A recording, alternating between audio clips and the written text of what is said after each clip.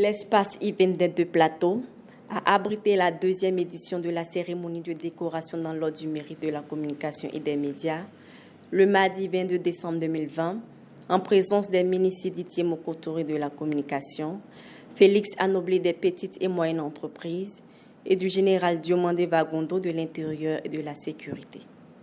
Cette année, ce sont 65 femmes et hommes dont le mérite est reconnu de la République.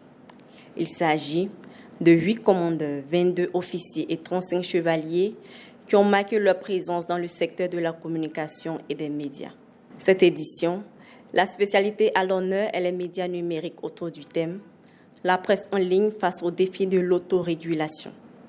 M. Sermé Lassinan, président du réseau des professionnels de la presse en ligne de Côte d'Ivoire, a fait l'état des lieux de la presse en ligne et formulé des doléances à l'endroit de la tutelle. Le tableau de l'univers de la presse numérique en Côte d'Ivoire se présente comme suit. Plus de 130 sites identifiés, dont une quarantaine édités par des entreprises légalement constituées. Et ces sites web d'information se stratifient en 5 catégories selon une classification faite par le REPRELSI, le réseau des professionnels de la presse en ligne. Avec ce tableau qui vient d'être présenté, nous pouvons affirmer que les défis restent nombreux pour une presse en ligne de qualité. Et il s'agit notamment de l'achèvement de la mise en place du cadre institutionnel et juridique, de l'autorégulation, de la labellisation des sites et enfin de la viabilité des entreprises de presse numérique. Le ministre Didier Moko-Touré a donné les motivations de la création de l'ordre du mérite de la communication et exhorté les acteurs des médias à contribuer à éclairer les populations. La création de l'ordre du mérite de la communication et des médias, ordre spécifique qui consacre un secteur particulier et consacré à un secteur particulier nous conforte en 2 points. Premièrement, les médias et la communication sont un domaine essentiel dans la marche de la nation. Deuxièmement, les professionnels de la communication et des médias sont des acteurs centraux dans l'esprit républicain de l'édification de la nation. Le président de la République, son Excellence Alassane Ouattara et son gouvernement dirigé par M. Ahmed Bakayoko, Premier ministre, a toujours été disponible pour un secteur aussi stratégique que celui des médias.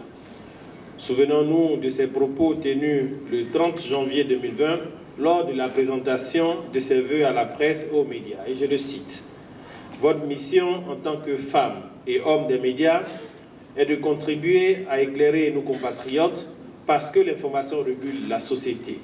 Elle permet de savoir, de comprendre, d'agir et de prendre des décisions. Pour ce faire, vous devez toujours faire preuve de rigueur et de professionnalisme.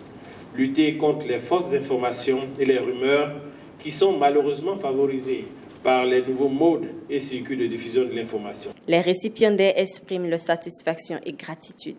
La fierté et l'honneur qui nous animent tous, collectivement et individuellement, de même que la joie de nos familles respectives, nous invite à l'humilité face à des personnes tout aussi méritantes qui étaient en droit d'espérer cette distinction.